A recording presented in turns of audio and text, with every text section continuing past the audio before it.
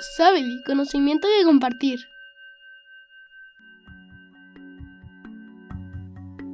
Ni cero ni uno, el podcast de Lean Mind en el que hablamos sobre habilidades esenciales. Editado por Sabely.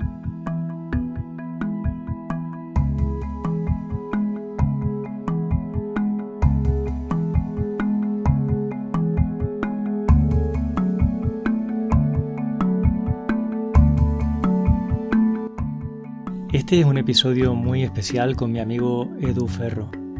Nos conocemos desde hace, pues quizá 14 o 15 años de la comunidad ágil.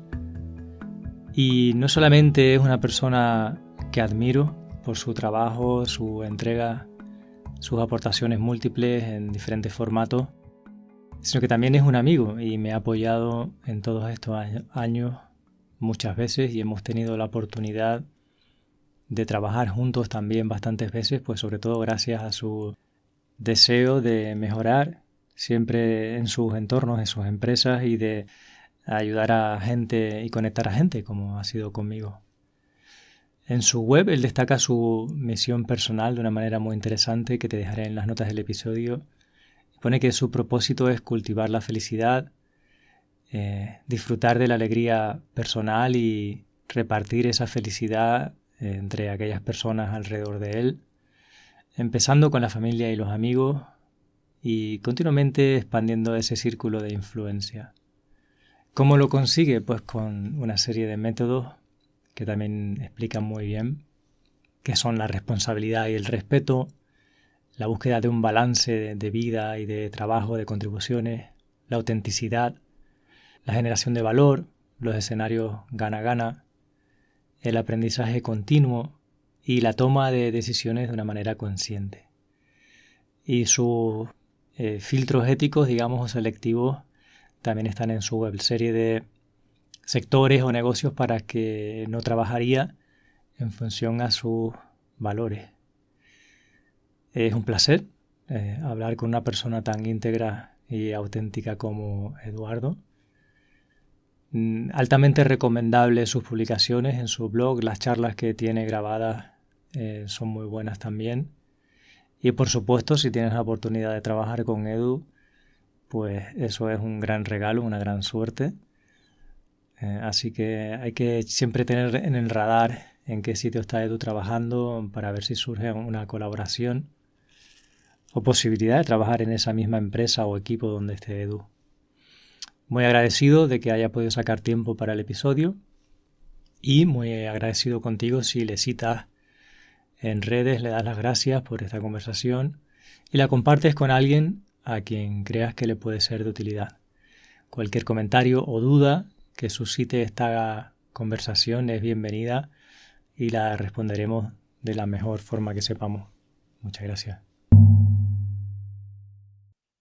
Pues Edu, después de todo el tiempo que queríamos grabar, por fin estamos aquí hoy y te estoy súper agradecido por tu tiempo y honrado con tu visita al podcast. Bienvenido. Nada, gracias a ti por la invitación.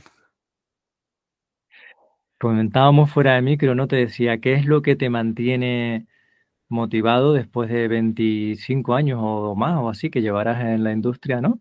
Sí, pues yo creo que van cerca, no llegan a 30, pero por poquito. Y realmente yo creo que es un tema de personalidad, de ser un poco cabezón y de, bueno, de haberlo pasado quizás bastante mal un poco al principio, ¿no? De tener mucha ansiedad, sentir, pues, ¿no? Que la calidad, no irte tranquilo a casa, descubrir otra forma de hacerlo y ver que realmente se puede hacer. Se puede hacer, funciona bien y puedes vivir bastante mejor. Y el tratar de compartir eso con otra gente. Entonces, yo creo que eso es un poco lo que me impulsa a compartirlo.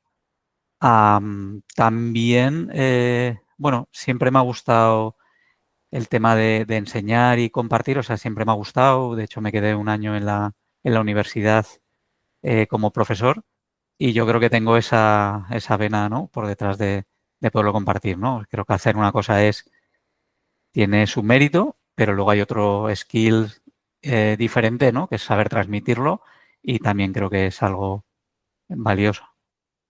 Mm. Y, o sea, lo que te motiva es aportar de vuelta a las personas con las que te rodeas, ¿no? Con las que trabajas. Sí, o sea, al final es conseguir pues esa sensación de que puedes hacer un buen trabajo y de que en realidad te puedes ir tranquilo a casa, pues compartirlo con otra gente. O sea, yo ahora pues es algo que más o menos he conseguido y cuando ves que en la industria pues hay lamentablemente bastante sufrimiento, bastante ansiedad y demás, y sabes que se puede hacer las cosas diferentes, sabes que es posible, que no es algo inventado, pues al final lo intentas compartir. Como hacerlo a gran escala, pues bueno, eso requiere otras capacidades y otra capacidad de influencia, pues al final la influencia pues se hace en los compañeros o con los equipos que creo o con los equipos que intento ayudar. Bueno, pues ahí lo vas viendo, ese pequeño grupo que se va haciendo a su vez, pues igual cambia, se va a otras empresas y sabe que se puede hacer de otra forma y sabe que se puede ellos mismos también lo pueden compartir a otra gente, ¿no? Entonces, al final es como un poco actuar el local para realmente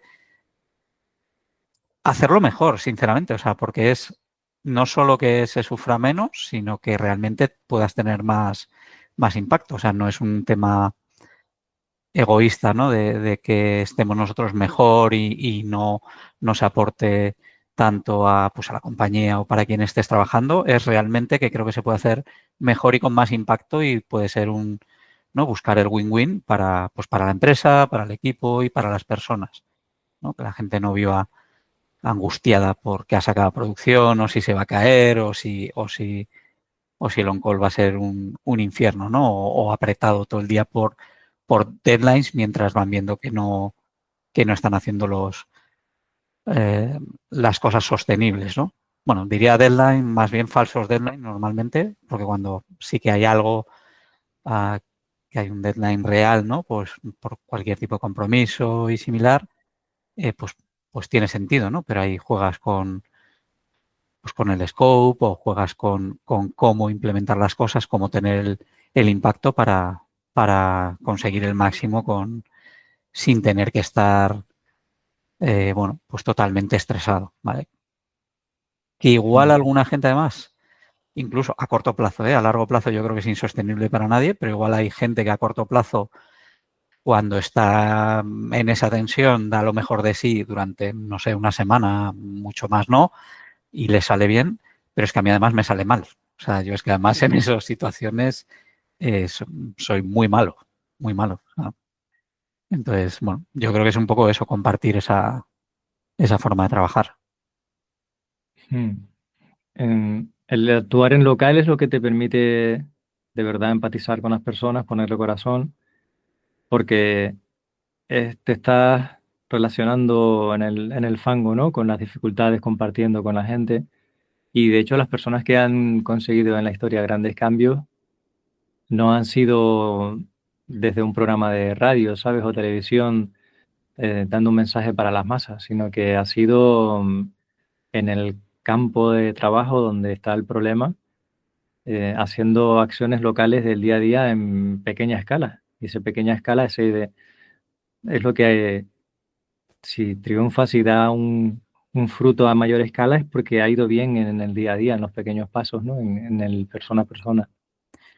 Sí, hombre, tampoco aspiro a ningún tipo de cambio así como muy, muy grande, pero bueno, sí a influir en mi entorno cercano. Supongo que tú también has tenido en tu experiencia pues esa sensación, ¿no? De cuando alguien ves que ha hecho clic en algo, ¿no? Que ha pasado como al siguiente y eso es bastante reconfortante, ¿no? Igual ahí también está un poco también esa parte de gustarme compartir y de profesor, ¿no? Y cuando ves que alguien como que pega un salto y de repente ha pasado a otro estado, ¿no? Pues yo creo que eso es también bastante reconfortante. Es tienes la recompensa del día a día, ¿no? Vas viendo a la gente pues trabajar mejor, más tranquila, poder tener más impacto y luego más a largo plazo, pues el ver crecer a la gente, yo creo que eso es fantástico. Mm. Bueno, esa humildad tan sabia desde la que tú estás hablando, a mí en momentos de mi carrera me ha faltado. Tenía la desesperación por querer transformar mucho el sector, la industria, y, y eso que viene siendo más egoico que otra cosa, al final acaba causando frustración y quemazón. Lo que me parece sabio hoy en día y lo que trato de ir practicando es ese trabajo de hormiguita. Bueno, yo, a ver, no sé, en algún momento igual he fantaseado con, oye, realmente se puede cambiar, ¿no? Si esto funciona mejor. Y luego yo creo que he ido viendo que, bueno, funcionan mejor, depende en qué contexto, depende de que estés rodeado, depende que puedas cambiar. Entonces, bueno, igual en algún momento también me he frustrado, ¿no? Por el pensar, oye, tiene que cambiar más rápido. Y bueno, ha habido sitios en los que me he ido pues con una sensación de que se queda mucho mejor de cómo estaba y que incluso pues la gente ha cambiado ahí. Y ha habido otros sitios que me he ido diciendo, oye, ¿por qué me he encabezonado durante, no sé, pues 2 años más cuando no podía cambiarlo porque el contexto alrededor hacía que, o sea, que no fuese factible, ¿no? Porque al final, no es el tema de, es mucho también pues de las estructuras, de la organización, de la cultura por defecto que hay en ese sitio. Entonces, de algunos sí me he ido diciendo, oye, esto no es cambiable. O de algún otro, eh, pues me he ido con una sensación de que se ha aportado y de que las cosas han quedado mucho mejor y así.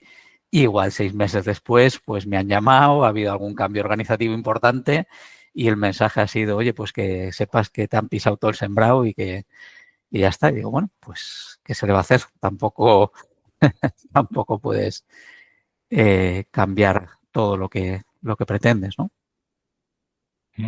Sí, los cambios no son para siempre porque vienen más cambios. Claro, sí, sí, muchas veces además tiene que ver con lo que rodea un equipo, ¿no? En cuanto pues la organización o qué es lo que se incentiva o cuál es la cultura que está alrededor. Pues hay veces que puedes o intentar generar una isla, lo cual no es muy sostenible a largo plazo, o puedes intentar cambiar las cosas y cambiar la cultura alrededor. Sí que es verdad bueno, que si consigues tener impacto con las cosas que haces, pues vas ganando como una confianza que te permite expandir un poco más el tipo de cosas que haces, ¿no? Muchas veces, pues a veces discutiendo en ciertas empresas, pues parece que, oye, no, es que esto es imposible de hacer. Y digo, bueno, pues quizás nadie ha probado. Es imposible. Bueno, también muchas veces pues está el no pedir permiso para nada y ver qué pasa, sabiendo un poco, ¿no?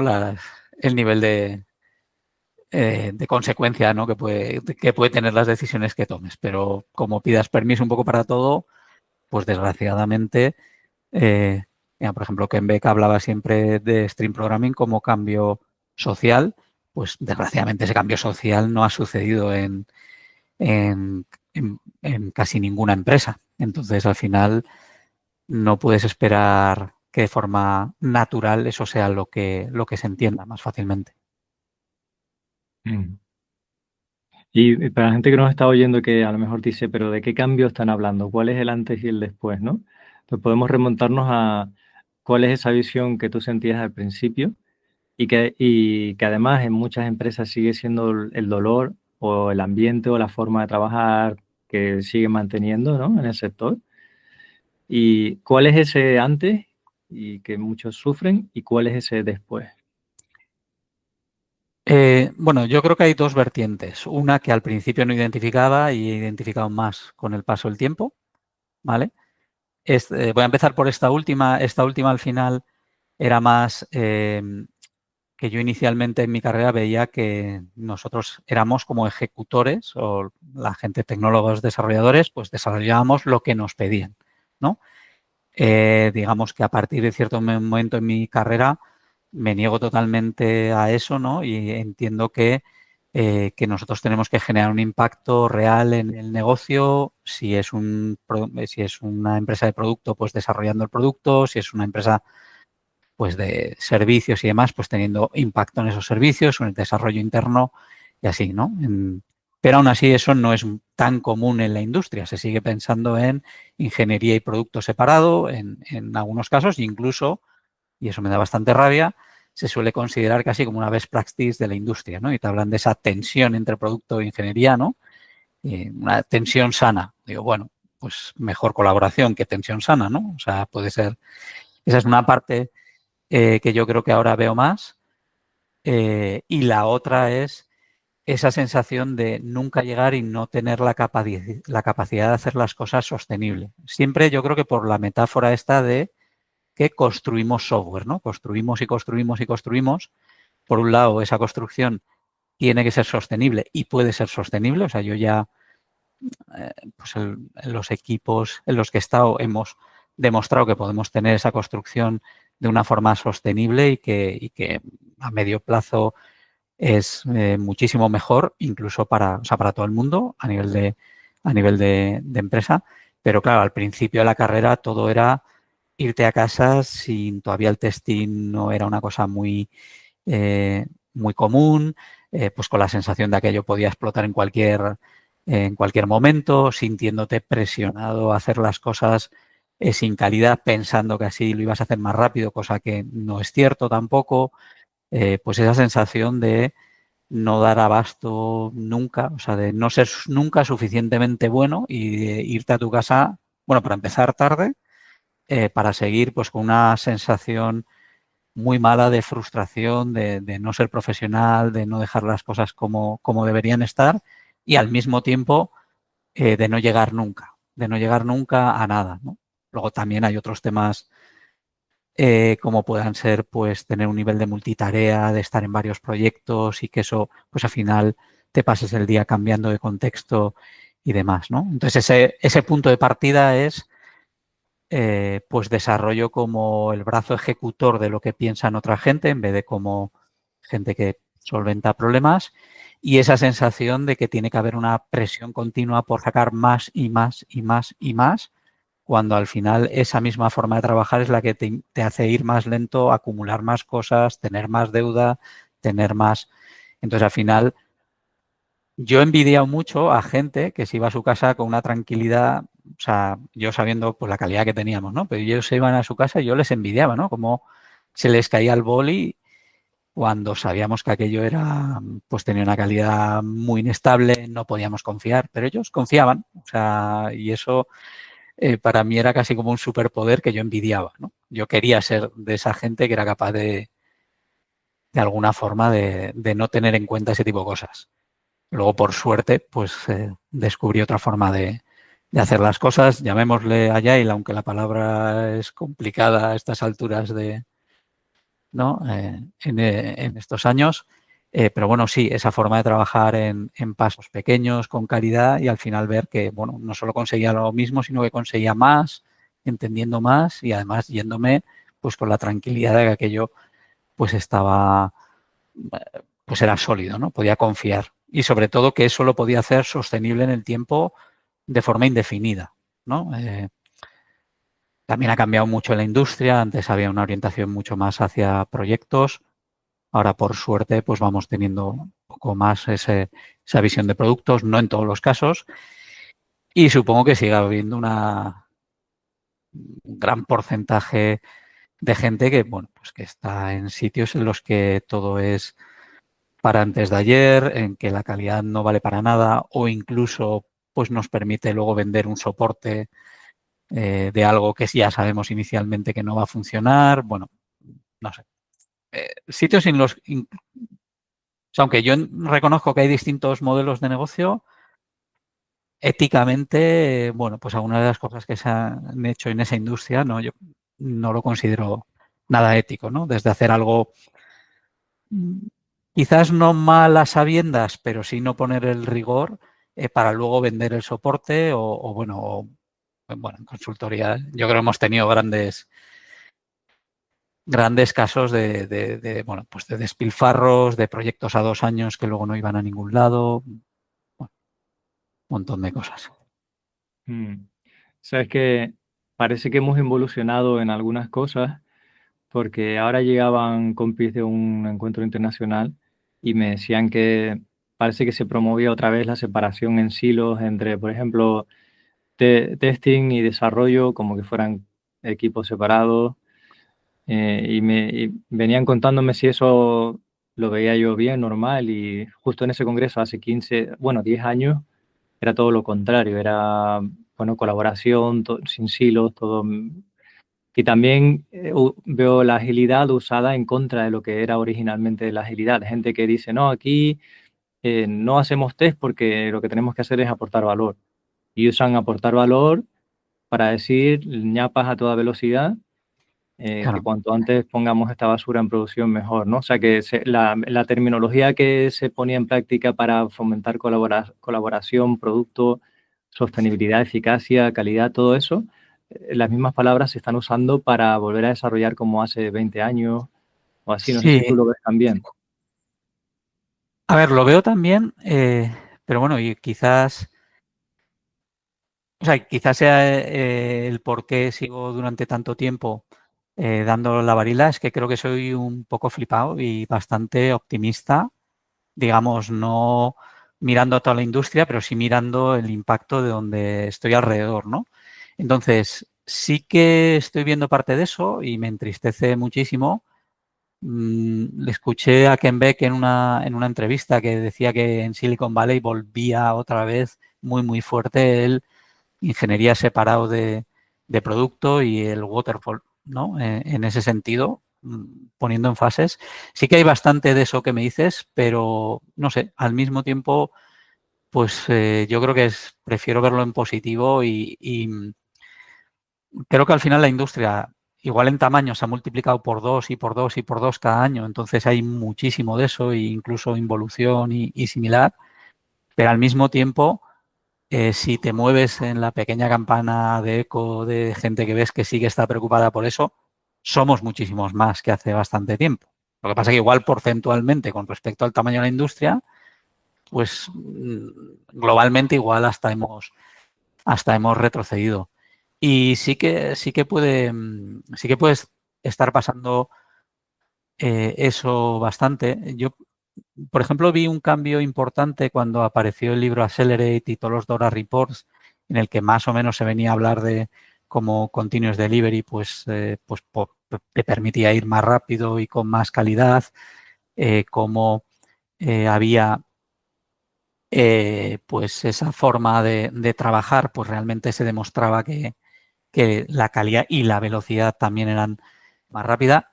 Al mismo tiempo, pues varios años después, cuando las Dora Metrics ya todo el mundo las ha aceptado, empieza a haber más y más herramientas para medir la productividad individual basándote en los commits y cosas así. Entonces es como hemos cogido, ¿no?, una parte de eso y hemos dicho, vale, ¿cómo es fácil de medir o cómo sin hacer ningún tipo de cambio social lo podemos aplicar a las empresas que ya piensan con una orientación muy individualista y demás?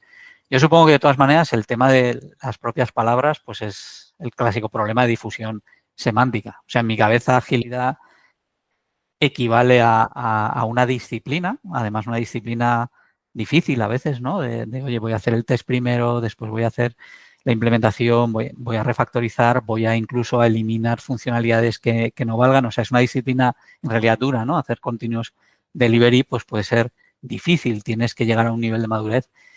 Y eso mismo que en mi cabeza resuena disciplina, en otros lados es agilidad, vale todo, no voy a documentar, puedo hacer cualquier cosa, incluso pues lo que has comentado, ¿no? Ya aberraciones nivel, pues no hago test porque lo que es importante es entregar valor, ¿no? Yo supongo que viene de esa metáfora que tenemos de construir, ¿no?, como si fuese algo que no tuviese mantenimiento, ¿no?, y algo que tiene valor simplemente por existir, ¿no? Entonces, intentar hacer más y más y más, yo creo que es lo que nos juega una mala pasada, ¿no? Todas las metáforas que usamos son de cómo añadir cosas. Si viésemos la naturaleza del software como algo más evolutivo, como algo que está vivo, como un sistema que vamos modificando todo el tiempo, pues la naturaleza no es así. O sea, es mucho más de cambiar en pequeños pasos, de tener redundancia, de ir evolucionando en una dirección. Nosotros desarrolladores o trabajando en esto, podemos guiar esa evolución, podemos llevarla en una dirección y tiene que poder cambiar todo el tiempo. Esta metáfora para mí me parece que es bastante más acorde con la naturaleza real del desarrollo del software, pero la que en la industria está implantada tiene igual más que ver con cómo se construyen edificios o cómo se construye un producto físico, ¿no? Que es muy difícil de cambiar después. Entonces, cualquier software que es muy difícil de cambiar después, para mí es un mal software, ¿no? Pero se tiene esa visión en la industria. No creo, bueno, no sé qué decirte. Yo he abandonado un poco la idea de poderlo cambiar a cierta escala y simplemente, pues bueno, dentro de ese sistema encontrar mi hueco y hacerlo de otra forma distinta, demostrar, no preguntar demasiado tampoco para no entrar a ciertas discusiones que no quiero tener y simplemente intentar vivir mejor mientras vas teniendo impacto de verdad. No sé, por ejemplo, hace no tanto me encantó trabajar con una persona, con un product manager que, bueno, lo primero que hizo cuando iba a trabajar con nuestro equipo era, oye, pues necesitamos esto y esto y esto y hay que hacer esto, esto, esto. Dijimos, bueno, pues a todo que sí, lo metimos en el backlog y luego dijimos, vale, ¿qué te puedo entregar la semana que viene? ¿Qué te puedo entregar la siguiente? ¿No? Y 3 meses después de estar trabajando así, pues él iba pues ya hablando de, oye, podíamos hacer este baby step, me encanta lo de los baby steps y resultó que se había olvidado de todo su backlog, lo borramos todo y no hubo ningún problema porque realmente no había valor ahí, que de lo que él pensaba que era ¿no? Lo que iba necesitando en cierto orden, pues al final no coincidía en nada a lo que le dimos, porque él, según íbamos desbloqueando cosas, él de repente iba teniendo otras necesidades, ¿no? Y él mismo, pues iba haciendo pues un poco proselitismo de esa forma de trabajar. Y ahí no estuvimos discutiendo en ningún caso si eso era Agile, si no era Agile, si eran baby steps, si eran... No, nosotros a todo le decíamos que sí, pero luego le decíamos, vale, ¿qué te puedo dar en esa dirección en pues unos pocos días, ¿no? O 2 días y tal. Y luego incluso pues veía que había cosas que le podíamos dar diarias. Y al mismo tiempo, cuando una cosa le decíamos, uy, ¿seguro que quieres esto? Porque esto sí que tiene estas implicaciones y demás. Pues éramos capaces de tener una conversación sana con él para buscar cómo podíamos maximizar el impacto pues de una forma más razonable, ¿no? Porque para lo que él inicialmente en su cabeza era algo sencillo, pues bueno, no sé, por cualquier motivo, ¿no? Por arquitectura, dependencias y demás, era muy, muy complejo, ¿no? Igual llegábamos, pues el típico 80-20, pues no llegaba, pues hacíamos el 20 y él era, bueno, daba palmas con las orejas simplemente por poder tener valor antes. Y para mí eso es agilidad si lo contrastas con pues los mensajes, lo que lees por ahí y tal, pues tiran que no, ¿no? Bueno, para empezar, ni Scrum, ni Scrum Master, ni un montón de cosas, ¿no? Que es lo que alguna gente tiene como la referencia de agilidad, ¿no? Me parece muy interesante que tu enfoque ha sido ayudar a esa persona que quiere hacer lo mejor posible de su trabajo, ayudar a que se sienta que sí que lo puede hacer, en vez de negarle, ¿no? Confrontarle directamente con no, no vamos a hacer lo que tú dices.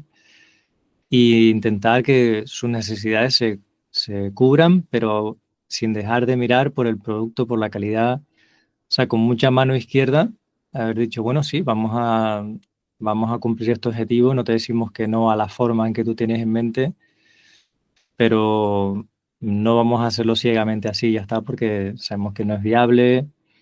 No te conformas, como todavía hace mucha gente, con la visión de yo, desarrollador, hago todo lo que me piden, que incluso me dan el diagrama de cómo tengo que modelar la base de datos y me dan las consultas hechas y incluso estas clases de las que tengo que heredar, y entonces yo soy poco menos que un mono que rellena, bueno, no voy a decir más de lo de los monos porque por respeto, ¿no? Pero soy como una persona que solamente rellena Sí, que ejecutas las ideas de otra persona. sin Y, ningún tipo de criterio, sin ningún tipo claro, de valoración, ¿no? claro, yo creo que ahí, o sea, existen varios problemas. Uno es que yo creo que eso no es eficiente, ¿vale? De ninguna forma. Dos, que te desconecta del impacto de las cosas que tienes. Entonces, claro, tú alguien que se ha desconectado de para qué se va a usar lo que estás usando, lo que estás desarrollando, ya no puede ser crítico, ya no puede generar ideas para cómo mejorarlo, ya. Eso por un lado. Y por otro lado, pierde ese sentido de responsabilidad. Porque al final, si luego eso no obtiene, ¿no?, el impacto que estábamos esperando, pues de quién es la culpa, ¿no? Y también entiendo que yo lo veo una posición desde haber estado desarrollando casi siempre en empresas de producto. Entonces, por defecto, pues digamos que esta es una posición más cómoda, ¿no?, para hacer challenge a ese tipo de cosas, que si, por ejemplo, estás en una empresa de servicios o de consultoría, que, hombre, yo creo que también tendríamos que tener esa responsabilidad de intentar decirlo, pero al final es un poco más difícil, ¿no? Igual lo dices 2, 3 veces y si a la cuarta, pues no, la empresa que te contrata dice, no, no, pues esto se va a hacer así, y dices, bueno, pues no es ideal, ¿no? Pero es tu dinero y lo hacemos, ¿no? Entonces yo entiendo que desde producto pues está en una posición un poquito mejor para aportar soluciones diferentes, ¿no? Y buscar siempre ese 80-20 que consiga con el 20 conseguir el máximo feedback o el máximo impacto y poderlo mantener. Por eso me entristece mucho cuando en empresas de producto se habla de esa separación fuerte entre las responsabilidades de producto e ingeniería. O sea, no me gusta nada y creo que es un error. Por ejemplo, el Lean Software Development, Merian Tom Popendik hablaba mucho más de Product Champion, ¿no? De gente, o en Toyota, por ejemplo, tú tienes el Chief Engineer, que básicamente es el ingeniero o la ingeniera que tiene la responsabilidad completa de una línea de producto, de un producto completo. O sea, no hay esa separación, ¿no?, tan artificial que hemos generado. También te digo que aunque parezca que yo siempre, o sea, que puedo ser coherente y empujar esto todo el tiempo, también veo que en los últimos años he pasado a posiciones más de plataforma y similar, y creo que por dos motivos. Uno es porque realmente me gusta y me gusta poder influenciar en cómo trabaja otra gente dentro de la empresa, pero creo que también hay un poco de que si estás en plataforma discutes menos sobre ese tipo de cosas porque normalmente no hay, sí hay presión, pero no hay esas figuras de producto, ¿no? Entonces al final acabas tú siendo el que empujas esa visión de producto y acabas no discutiendo de ciertas cosas, ¿no? Porque por defecto el tipo de retos serían mucho más técnicos que si estás en un equipo streamline, ¿no? Un equipo más funcional de cara a un cliente final. O sea, eso no quiere decir que piense de una forma distinta, pero que sí que, ¿no?, el agua va por donde menos, ¿no?, por siguiendo la gravedad, o la electricidad va por el sitio de menos resistencia. Entonces yo creo que yo he acabado en la parte de plataforma no porque sea especialmente, o sea, sí me gusta, pero tampoco, o sea, me gusta desarrollar producto el que sea, ¿no? Puede ser un producto interno, puede ser en plataforma, puede ser para clientes finales y lo disfruto muchísimo. Pero sí que es verdad que me he encontrado como menos, ha habido conversaciones que me he ahorrado, digamos, y eso pues también es una realidad, ¿no? Porque al final se va mucha energía también en intentar cambiar ese tipo de cosas y al final la energía es limitada y tienes que decidir dónde la usas en cada momento. Pero igual ha sido ahí, no sé si llamarlo un poco de... No sé si sería cobardía o simplemente sería, oye, bueno, tengo esta energía y no quiero malgastarla en tener que convencer a alguien de algo que creo que es bueno para la empresa o para esa parte, pero no lo veo, ¿no? O está muy enfrentada a la visión, ¿no? Entonces, bueno, pues como que naturalmente tiendes a otros lados en el que puedas aportar más fácilmente o sin tanta fricción. Pero sí, o sea, lo veo así, o sea, tiene que ser centrarse en el impacto que puedas tener y ser capaz de aportar soluciones entendiendo el problema, separando qué es un problema o una oportunidad de la solución, buscando soluciones que vayan yendo en esa dirección o que te vayan dando valor poco a poco y de forma iterativa.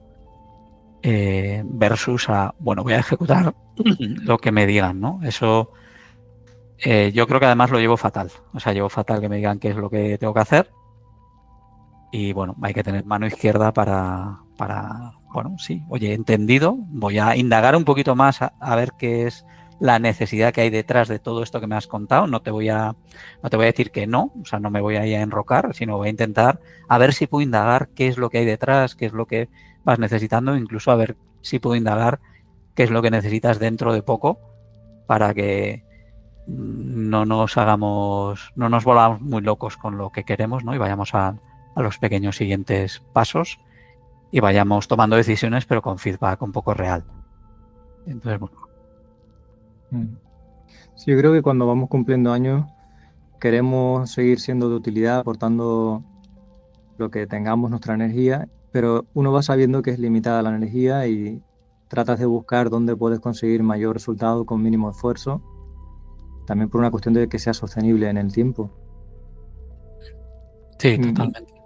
Y por otro lado, yo creo que lo que no nos gusta de obedecer ciegamente a cumplir instrucciones es que generalmente la persona que te pide la solución de una manera muy detallada realmente no es técnica, o a lo mejor programaba hace un montón de años, pero no sabe las implicaciones que tiene lo que te está pidiendo, ¿no? Y hay unas frases como, si solo es poner un if y un else y ya añadimos esto, desde el desconocimiento del carajal que se va a montar ahí, el riesgo tan grande, ¿no?, que tiene, el coste tan grande que va a tener. Entonces, claro, como desarrollador yo le tengo que explicar, como mínimo, explicarle que va a tener un coste asociado y un riesgo, ¿no?, de romper otras cosas. Todo eso como mínimo hay que hacerle un poco de reto, ¿no?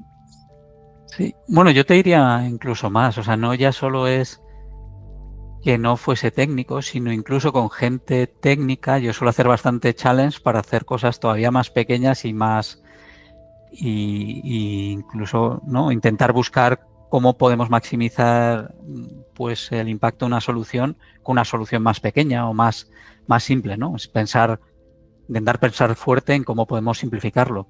Y eso incluso me pasa, no ya hablando con gente de producto o de negocio, sino con gente técnicamente, ¿no? Porque tenemos esa, ¿no? La industria nos empuja un poco a intentar construir más, en haber usado muchas tecnologías, en poder poner un check, ¿no?, en cada una de las tecnologías, incluso para hacer currículum, e incluso vende muy mal que tú digas que has conseguido que no se haga, ¿no? Entonces yo algunas veces cuando me he querido mover o cambiar de trabajo, realmente me cuesta en los currículums expresar quién soy, porque igual dices, pues lo mejor que he conseguido es conseguir que no hiciéramos esto y que hiciéramos una solución 8 veces más pequeña y realmente si lo pones en números la diferencia es abismal, ¿no?, en cuanto a coste, pero nadie te va a venir a felicitar, ¿no?, porque hayas quitado o retirado de producción una funcionalidad o hayas conseguido hacer algo, ¿no?, y que digas, pues esto parece cutre, no es tan sofisticado como lo que habíamos pensado a la vez. Digo, ya, y eso es una ventaja. Si has conseguido el mismo impacto de negocio, es una ventaja enorme porque no te has cerrado oportunidades, puedes ir hacia donde quieras, sigues teniendo todos los campos abiertos, ¿no?, y es muchísimo menos coste de mantener. Claro, en un currículum, pues no sé, molaría, ¿no?, que pudieras poner, pues yo conseguí dar de baja esta funcionalidad y dejar de mantener esto, ¿no? Y claro, al final, bueno, yo creo que tú lo tienes que ver en general. O sea, yo creo que ese es un tema humano. Vende la épica, vende las historias de alguien como dio la vuelta a un proyecto en el último momento, vende las megaconstrucciones, o sea, nos gusta eso, ¿no? Y si estamos en ingeniería, pues ¿a quién no le gusta una buena megaconstrucción, independientemente de que se necesite o no se necesite? Entonces, eso nos gusta a nosotros. Es lo que pide la industria muchas veces, ¿no?, que has construido, que has hecho, y cuanto más mejor y en cuanto menos tiempo mejor. Entonces, claro, luego es muy difícil poner en valor pues precisamente el evitar hacer ese tipo de construcciones o no es evitarlas, es ser consciente de cuánto va a ser el coste, ¿no?, de evolucionar y mantenimiento Y si realmente no necesitas una catedral, si no necesitas una pequeña casa simple, limpia y funcional, pues igual es lo que necesitas ahora. Igual luego la adosas otra casa. Igual la catedral pues llegará o no llegará nunca porque nunca necesitarás esa catedral, ¿no? Pero nos gusta mucho. Pero luego es difícil de explicarlo, ¿no? Es difícil de transmitirlo y que eso sea un impacto, ¿no? Sí, la gente quiere decir, hoy usamos 50 microservicios que con no sé cuántas colas y teníamos la última versión de Kotlin y TypeScript con el último framework de, yo qué sé, de Angular o lo que quieras hacer. Y cuantas más tecnologías puedas poner en ese proyecto, mucho mejor, ¿no? Y más líneas de código. Y luego te pones a ver a lo mejor usuarios que tiene o impacto en su sector o ventas del producto, satisfacción del usuario y eso nadie lo mide eso, ¿no? Claro, para mí el truco sería no negar la necesidad de eso en ciertos contextos, ni negar la posibilidad de hacer una solución más sencilla, sino saber que lo puedes evolucionar en esa dirección, empezar de una forma y evolucionar hasta otras. O sea, ya ha habido proyectos en los que en vez de usar una base de datos hemos guardado ficheros totalmente. Evidentemente eso es una decisión muy, muy mala. Si, por ejemplo, sabes que es de explotación de información y tal, pues no tiene mucho sentido. Pero si es otro tipo de aplicación, pues igual es una solución suficientemente buena, ¿no? Y igual, por cómo es el negocio, estás haciendo event sourcing porque te interesa tener una trazabilidad desde el principio. Eso es un nivel de sofisticación alto. Y al mismo tiempo igual estás persistiendo en S3 una cosilla porque no necesitas explotar esa información y lo único que quieres es almacenarla, ¿no? Entonces, el saber cuáles son los contextos correctos para cada una de esas tecnologías y sobre todo saber cómo puedes ir en esa dirección sabiendo de, oye, si ahora esta información la tengo que explotar de esta otra forma, me cuesta pues esto, introducir una base de datos, introducir toda, bueno, pues migrarlo, saber que lo vas a estar, ¿no? A aceptar desde el principio que tienes que entender los problemas de negocio y diseñar la mejor arquitectura, la mejor solución que puedas para eso que conoces ahora mismo, aceptando al mismo tiempo que eso lo vas a tener que cambiar porque no es lo adecuado, porque va a cambiar el negocio. O sea, es como que eso también, pues hay que trabajar ahí un poco el desapego, ¿no? Porque tengo que hacer la mejor solución posible para lo que conozco ahora del negocio, pero reconozco que el negocio va a cambiar continuamente, con lo cual nos pongamos como nos pongamos, lo que haga no va a estar ni mal ni bien, va a estar bien para un problema concreto que va a evolucionar. Entonces lo voy a tener que cambiar, ¿no? Entonces es ese hacerlo lo mejor posible sin cerrar opciones para lo que conozco ahora, pero reconocer desde el día cero que eso tiene que cambiar. ¿Vale? Y bueno, pues eso yo creo que cuesta, sobre todo si pensamos en arquitectura, cuesta un poco. Y luego también, pues cuando metemos tecnologías, pues como siempre, depende cómo las introduzcas, ¿no? Si las introduces y se expanden por todo, ¿no? Por todo tu código, pues luego es bastante difícil pensar en evolucionar, ¿no? En algún contexto he llegado ¿no? a escuchar que la respuesta que se ha dado desde tecnología a un problema de negocio ha sido es que nuestra arquitectura no lo permite. Digo, bueno, yo me parece que es una contestación que no es válida. O sea, no es profesional ni siquiera. O sea, como mínimo lo que tendrías que tener la conversación es de, bueno, pues cuánto necesitamos y dónde necesitamos invertir para que sí que lo permita. O sea, no podemos negar la evolución del negocio, ¿no? Hubiésemos perdido el valor, ¿no? El valor del software al final es lo que nos permite hacer, no es el software en sí mismo. Entonces, el valor lo tenemos que pensar, pues, tanto como ahorrar coste, permitir evolucionar más a futuro, conseguir cierto impacto. Entonces, la gran ventaja del software es que es moldeable y que puede evolucionar. Esa es su gran ventaja. Si le quitas esa ventaja, realmente estás haciendo software muy, muy, muy pobre.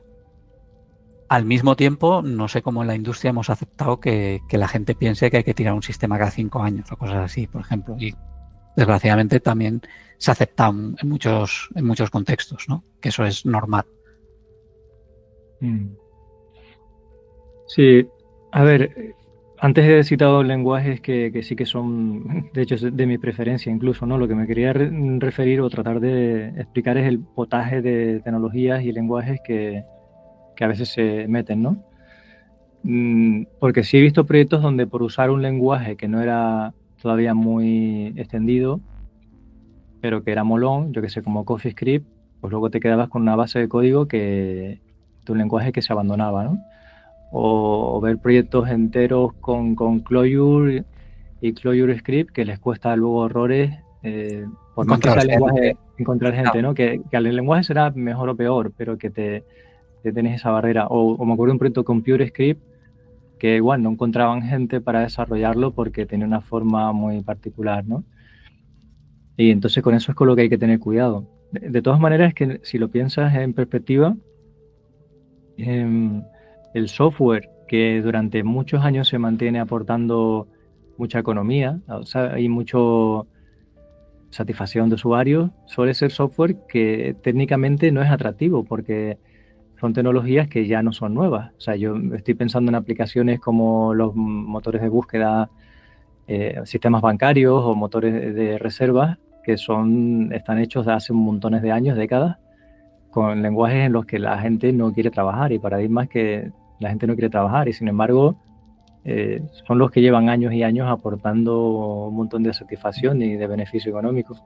Sí, yo ahí el problema que veo es que muchas veces vemos solo el reto en esa tecnología y realmente no vemos el reto del propio negocio, ¿no? La complejidad de esas reglas de negocio, de esos casos de uso, y me parece suficientemente reto. Yo creo que también es por lo que te comentaba antes, ¿no? Por lo que la industria está exigiendo o lo que al final vende en un currículum o no. O sea, yo creo que la gente debería ser más consciente de dónde está su valor aportado y no debería ser en las tecnologías muy concretas, ¿no? O sea, yo prefiero gente que sepa los conceptos de desarrollo principales y que cambiar de lenguaje más o menos les sea natural. Evidentemente, pues hay un salto de saber hacer bien orientación a objetos o bien funcional o bien otros paradigmas, pero luego ves mucha gente saltando entre distintos lenguajes y al mismo tiempo ves que los conceptos de diseño, por ejemplo, no los tienen, ¿no? O sea, alguien, por ejemplo, que tenga buenos conceptos de diseño, pues yo creo que puede manejar un lenguaje de tipado dinámico, un lenguaje de tipado estático y hacer diseños, y no va a haber un salto muy diferencial entre cambiar de lenguaje, ¿no? De un Java a un .NET o de un Python a un Ruby. O sea, va a ser más o menos lo mismo. Luego hay otros lenguajes que sí te pueden cambiar un poco la forma de pensar, ¿no? Y te pueden dar ideas y demás, pero claro, luego usarlos es un poco distinto. Yo tengo por ejemplo, en Alea Soluciones había una parte que estaba hecha en Python y demás y que funcionaba bastante bien, pero usaba bastante memoria, no era muy escalable y estábamos empezando a tener problemas, pero simplemente pues porque estábamos orientados a un tipo de negocio y un número de clientes y empezamos a orientarnos a otros que tenían bases de código un poco más grandes. Y me acuerdo que fui a un Erlang Camp, ¿no? A aprender de Erlang y me encantó. O sea, aprendí un montón de cosas, un montón de patrones, una forma de pensar diferente. Y entonces, parte de ese pensamiento, luego me lo traje y empezamos a hacer, pero no con Erlang. O sea, usar el lenguaje en ese contexto me parecía un suicidio, ¿vale? Si hubiésemos sido igual una empresa más grande y un producto muy concreto, pues te puedes plantear algún tipo de cambio sabiendo los contras de me va a ser súper difícil encontrar gente, la forma de pensar es diferente y demás. Ahora, los patrones mentales que aquello me dio me permitieron hacer una solución mejorar mi solución en Python, mejoró bastante, escalamos bastante más y me parece, no sé si fue un año después o tal, empezamos ya incluso a ver las limitaciones en ese caso. Y ahí, por ejemplo, pues hicimos esa pieza en Go y funcionó bastante bien. Ahora, antes de hacer esa pieza en Go, o sea, para empezar, nos estuvimos formando, hicimos algunos proyectos no críticos para aprender y tampoco dijimos, vale, pues ahora vamos a usar Go para todas nuestras aplicaciones, porque no tenía ningún sentido, ¿no? O sea, las soluciones es un entorno de telecomunicaciones, entonces, bueno, pues esa pieza en Go era pues un router de señalización y que además pues cogía ciertos temas de monitorización y que encajaba mucho. Pero había otras partes que eran totalmente reglas de negocio, un sistema de información, que hacerlas en Go me hubiese parecido una aberración total, ¿no? Y ves a gente intentando hacer aplicaciones de gestión en Go. A ver, lo pongo como ejemplo porque me parece un lenguaje muy bueno en unos casos de uso y muy malo en otros. Entonces, al final, tú tienes que saber, ¿no? Y normalmente, excepto casos muy, muy concretos, gente que sepa bien de diseño y demás, vamos, yo no creo que el lenguaje vaya a ser diferencial en cuanto a cuál es la velocidad de desarrollo y de impacto. Puede haber pequeñas cosas, seguro, ¿vale? Pero yo creo que no suele ser muy diferencial. Al final, lo diferencial es el conocimiento de ese equipo, el diseño que hacen y similar. Desde luego, el trabajar por modas a mí me parece que es una de las peores cosas que tiene esta industria. También la gente suele invertir demasiado en aprender lenguajes, frameworks y demás, cuando en realidad no entienden las bases y no se dan cuenta, pues que, bueno, yo qué sé, pues que ese patrón que están viendo en ese nuevo lenguaje, en ese framework, pues es un patrón que lleva mucho tiempo inventado, que ha sido implementado una y otra vez, ¿no? Casos ejemplares, ¿no? Son los frameworks de JavaScript o todo ese tipo de cosas que reinventan una y otra vez los mismos patrones. Entonces, no digo que al final no tengas que seleccionar uno, pero creo que si entiendes esos patrones, incluso si tienes que hacer un cambio luego, te van a encajar las piezas mucho mejor y vas a saber usarlas y no vas a tener ese ansia, ¿no? de estar aprendiendo un poco justo lo último, ¿no? Yo creo que al final pues tienes que invertir en cosas que evolucionen bien a lo largo del tiempo y las ideas, los patrones, los diseños evolucionan bien a lo largo del tiempo, las implementaciones concretas de cada uno de ellos no necesariamente, ¿no? Entonces la gente se suele ir un poquito demasiado a esas y también suele buscar empresas por la posibilidad de trabajar en tal o cual lenguaje. Yo creo que eso puede ser un error, pero lo entiendo también. O sea, lo entiendo porque luego los procesos de recruitment también van un poco así, ¿no? A mí me parece muy, muy limitante, ¿no? Ves a veces currículums que dices, no, yo soy un programador de no sé qué framework, de no sé qué lenguaje y además te ponen hasta la versión y digo, ostras, ¿no crees que te está limitando un poco, ¿no? Y bueno, ahora viene una divertida, ¿no? Porque, bueno, viene o estamos ya en una divertida con la inteligencia artificial, porque para mí, digamos, todas las personas que basen el valor aportado en el conocimiento de herramientas concretas, simplemente pues porque antes era difícil, ¿no? Acceder a esa información o tener toda esa información en la cabeza, claro, su valor aportado está cayendo en picado, ¿no? Es mucho más importante el que entienda el problema de negocio, el que sea capaz de diseñar una solución, el que la pueda hacer evolucionable. Todo lo demás, bueno, las inteligencias artificiales lo van a hacer perfectamente, ¿no? Incluso lo otro. Entonces va a ser como cuanto más restringido, cuanto más mega especialista de una tecnología o de una solución, creo que eso no va a tener un futuro muy, muy, muy bueno en ese sentido.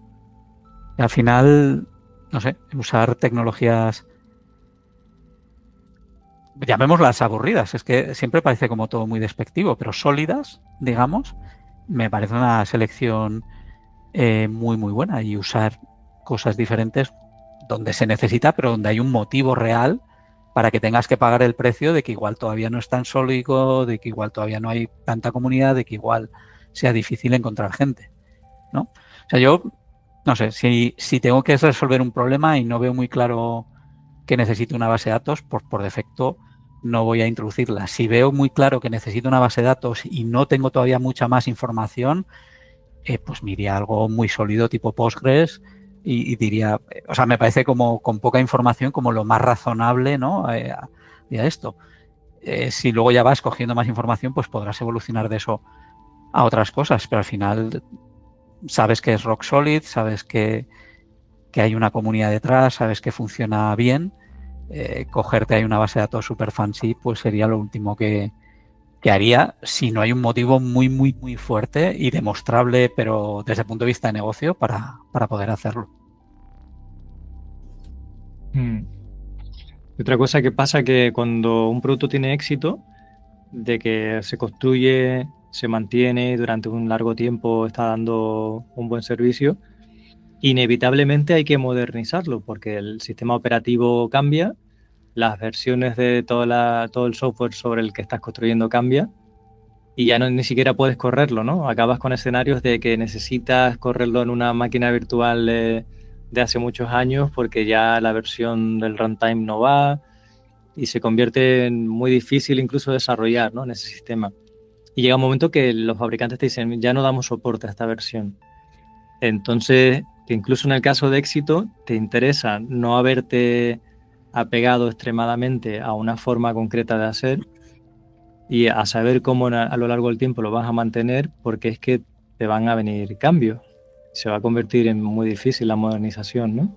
Sí, yo cuando hablo así de seleccionar una tecnología, un lenguaje y demás, yo creo que al final tienes que ir a algo que tú lo conozcas como sólido, pero luego sí que es verdad que a mí me parece muy importante mantenerte en versiones razonables. O sea, yo creo que cualquiera que entienda bien un poco cómo va este tema de software, no le puede parecer mal pues trabajar en la JVM o en Java o en... Lo que igual sí que le puede parecer mal es trabajar en una versión muy, muy vieja en la que no tiene la mayor parte de los recursos o no tiene... O sea, yo me refiero que al final elegir tecnologías sólidas no tiene por qué ser contrario, ¿no?, a hacerlo en versiones medianamente modernas, que tampoco significa estar viviendo siempre en la última versión. De hecho, una de las cosas más importantes para hacer el código sostenible es entender que cada vez tenemos muchas más dependencias externas, entonces cada vez dependes muchísimo más de cosas que tú no controlas.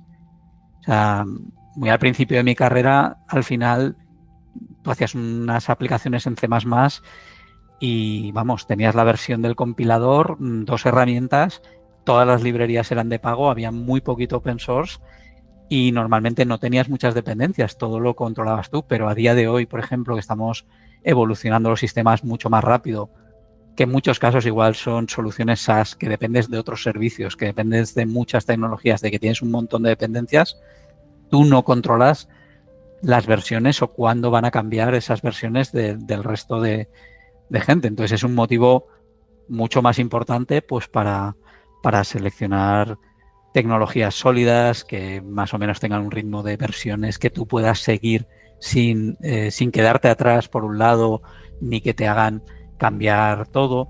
Luego también es un motivo pues para intentar hacer las soluciones lo más simple posible, separar pues muy bien la lógica de negocio de pues los mecanismos de delivery, por ejemplo, porque sabes que los mecanismos de delivery van a cambiar mucho más frecuentemente. Bueno, saber también un poco de arquitectura, ¿no? Depender siempre de cosas que sean más estables que tú, ¿no?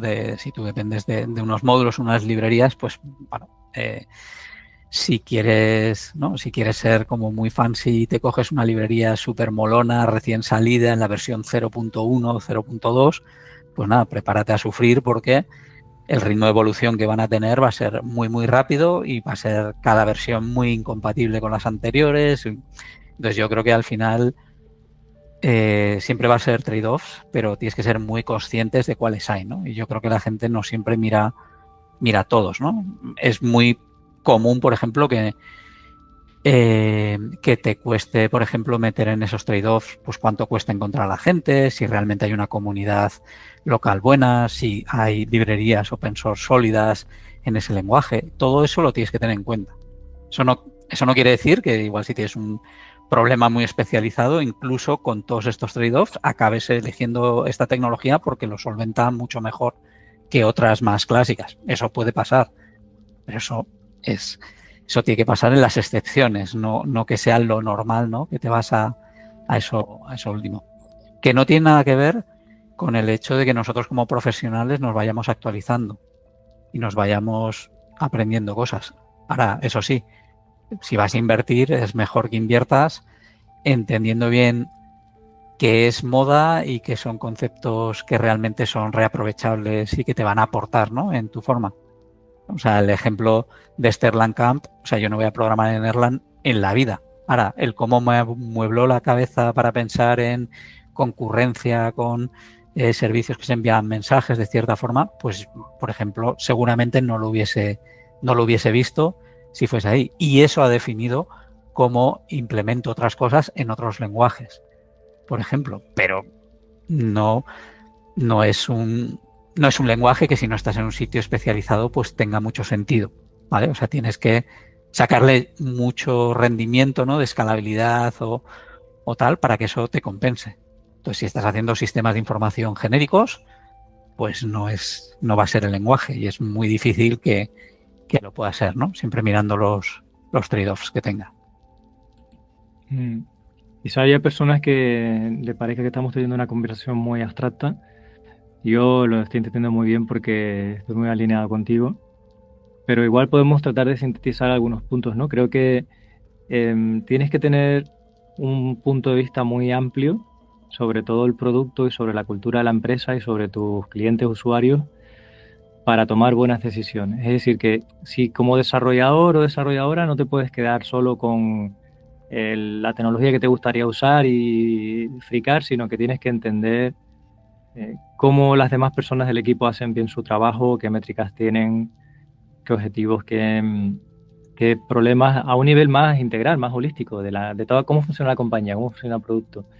Y lo mismo para product managers y gerentes de empresas, es decir, cómo funciona, qué dificultades tiene tal persona de mi equipo, ¿no? Que tú no puedes dirigir una empresa de un producto tecnológico sin tener ni idea de cómo es el día a día de la gente que está programando, qué dificultades tienen, sin tener ni idea de la industria tampoco, ¿no? Cómo funciona.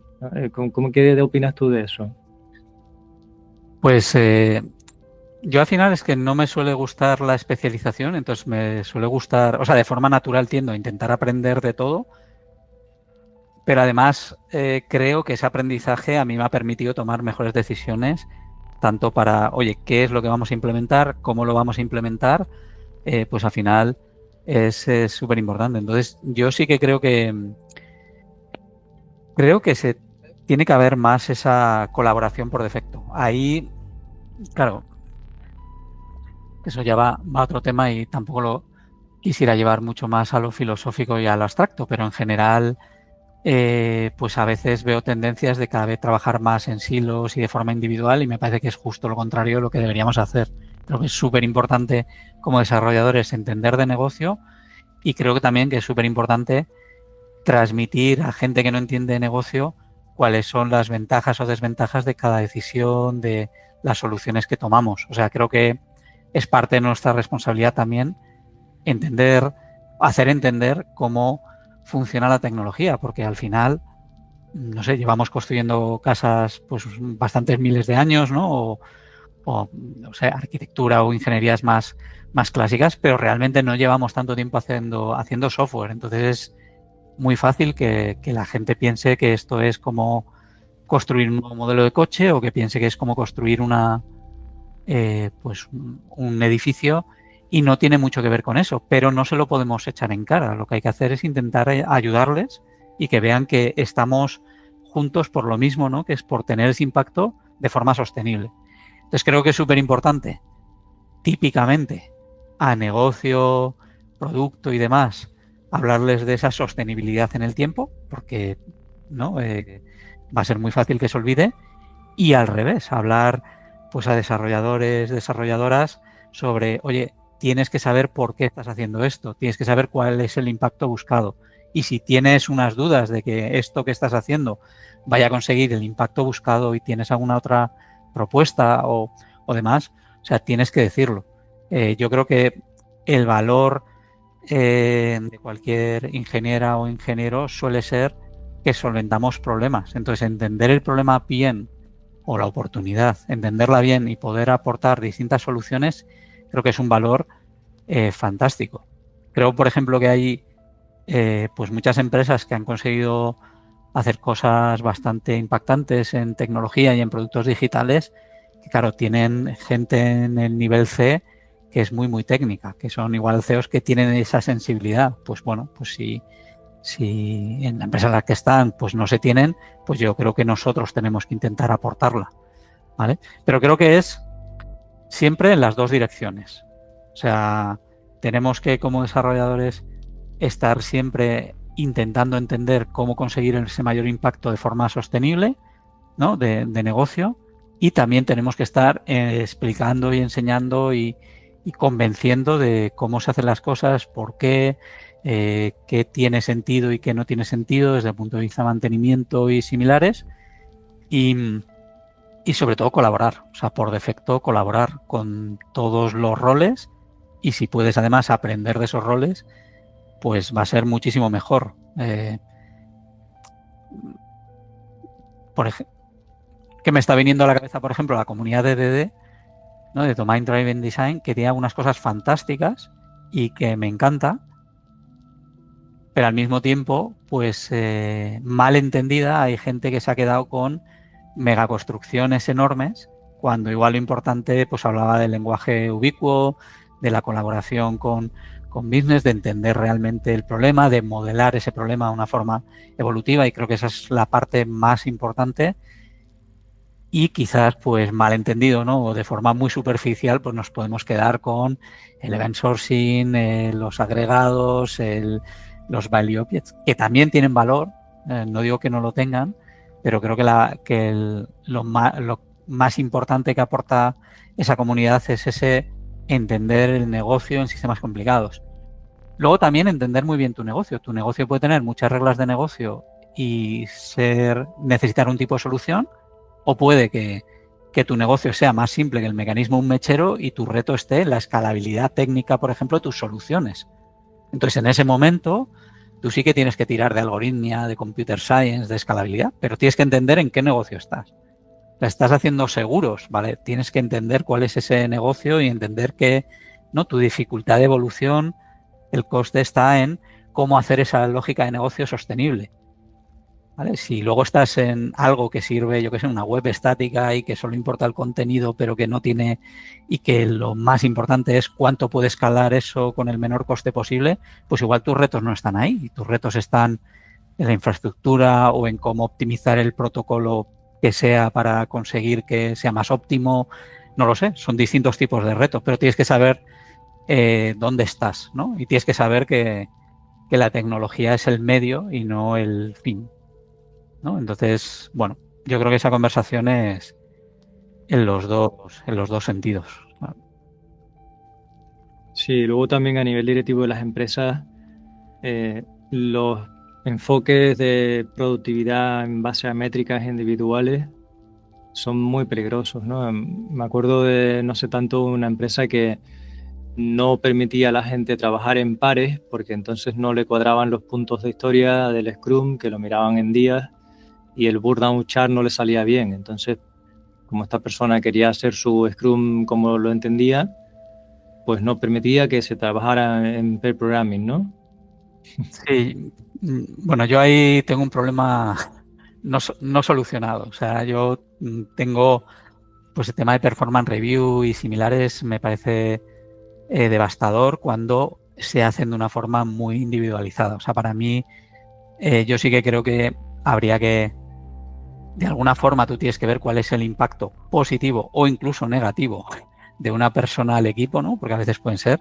Estoy muy seguro de que el equipo lo sabe perfectamente, pero en el momento que eso lo llevas a medir de una forma individualizada, buscar pues por commits, yo creo que se desbarata todo, ¿no? Porque vuelves a vuestro cometido es ejecutar lo que otra gente dice y vuestro cometido es picar líneas, ¿no? Y claro, es un problema. Para empezar, porque realmente todas esas líneas hay que mantenerlas y no necesariamente quieres tener más. O sea, eso no puede ser un objetivo en ninguno de los casos.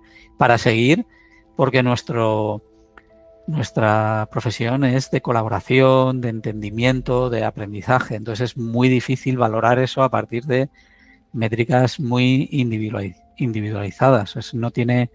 Para mí no tiene mucho sentido. Por eso me da especial rabia cuando creo que había un punto de inflexión muy bueno cuando salió el Accelerate y demás, porque ya empezamos a tener datos de qué era hacer software de forma masiva a una escala en velocidad y calidad adecuada. Y sin embargo, con esa disculpa, luego se ponen métricas, ¿no? Para eso, pues para medirlo todo de forma individual, para medirlo de forma casi promover, ¿no? Que la gente trabaje asíncronamente con pull request y similar, cuando realmente mi experiencia es justo la contraria, de que tardamos muchísimo más, de que tardamos más en dar impacto real al cliente, ¿no? Al final, si despachas tareas en un equipo de uno en uno, así como quien despacha, oye, para ti esta, para ti esta, para ti esta, para ti esta, o lo haces por backend, frontend y similar, el lead time de cara al impacto que tengas al cliente, ¿no? El paso mínimo que tienes que dar y cuánto tardas en poner algo delante de ese cliente es mucho más. Por otro lado, se te va a ir muchísimo tiempo en cambio de contexto, o sea, gente de, ahora tengo que revisar esta pull request, ahora me meto en esto, ahora cambio de contexto y me viene tal, ahora no sé quién me pregunta por esa otra tarea. Entonces yo creo que es que no es más eficiente. Claro, ahí tenemos un poco el problema de la eficiencia de flujo y la eficiencia de recursos. Si tú lo que mides, ¿no? Si haces cost accounting clásico, tú buscas la eficiencia de recursos, es cuánto ocupado, ¿no? Cuánto de cerca del 100% tengo a la gente trabajando. Y entonces eso te lleva a que la gente tenga colas de tareas, a que estén metidas en muchas cosas, que realmente no va a ser más eficiente, pero de cara al cliente estás siendo casi lo más lento posible. Y luego además me parece que es una forma de trabajar súper insana, cambiando de contexto todo el rato, una carga cognitiva muy, muy, muy fuerte.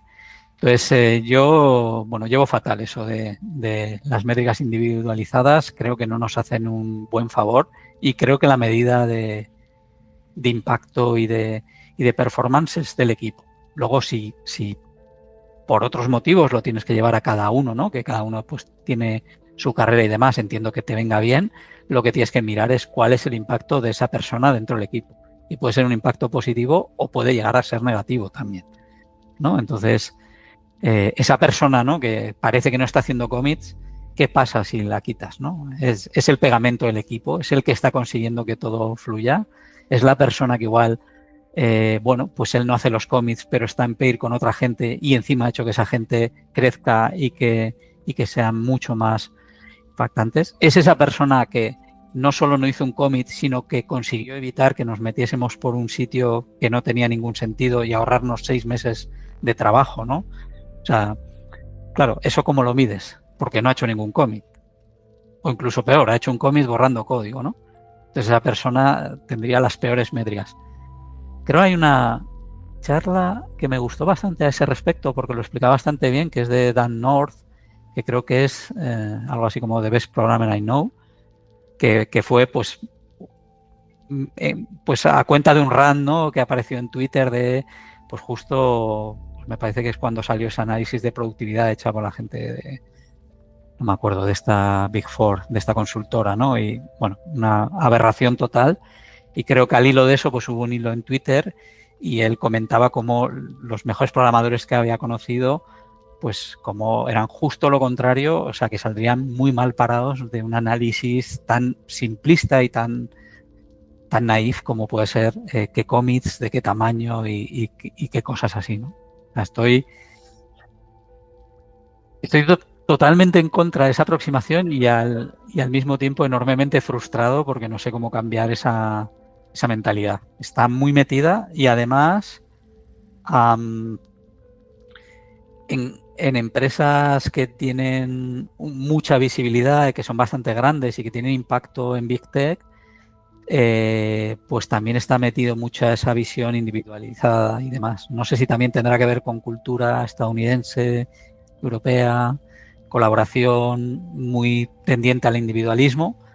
Entonces, claro, se coge eso como la best practice, cuando yo creo que es justo lo contrario a la best practice, pero bueno, vete tú ahora a convencer a todo el mundo de que la industria, ¿no? como ente está equivocada. Creo que ese informe era de McKinsey. Me quiere McKinsey, sonar.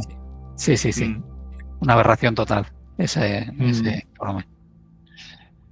Sabes que si simplificamos mucho si hacemos software, productos digitales de calidad o no, y de la manera sostenible y rentable para el negocio, creo que podríamos medir la felicidad de las personas y de los equipos, el buen ambiente de trabajo. Sabes que en las empresas que yo conozco, porque llevo muchos años visitando empresas y tratando de apoyarles, en las que todo el proceso de desarrollo de software es muy mejorable, de todos estos temas que estamos tocando, el denominador común es que la gente está muy infeliz trabajando ahí, está muy quemada. ¿Sabes? Tienes gente que acaba con problemas de salud mental, un ambiente muy hostil, muy desagradable, que hay gente que se ha acostumbrado a eso y ni siquiera se da cuenta ya de que tiene hasta tic nervioso, ¿sabes? Ya no se dan cuenta del dolor que acarrean y lo infelices que son en su día a día, pero tienen un estrés que se los come. Y sin embargo, luego cuando veo equipos, alguna vez hemos trabajado juntos y has estado en equipos que he visto que son de altísimo rendimiento, pues sucede que la gente está muy contenta. O sea, que la gente está feliz trabajando en ese equipo y la dirección todas las capas de la empresa están contentas también y se conocen a nivel personal, ¿sabes? El dueño de la empresa o la directora conoce a fulanita que está desarrollando y a menganito. Y hay un buen ambiente, ¿sabes? Y yo veo que van de la mano. Buena ingeniería, buen producto digital, buen ambiente empresarial.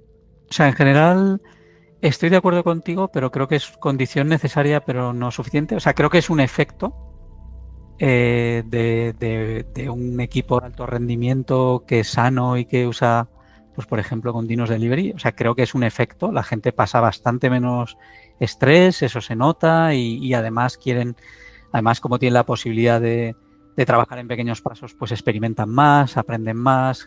O sea, yo sí que creo que tiene ese efecto.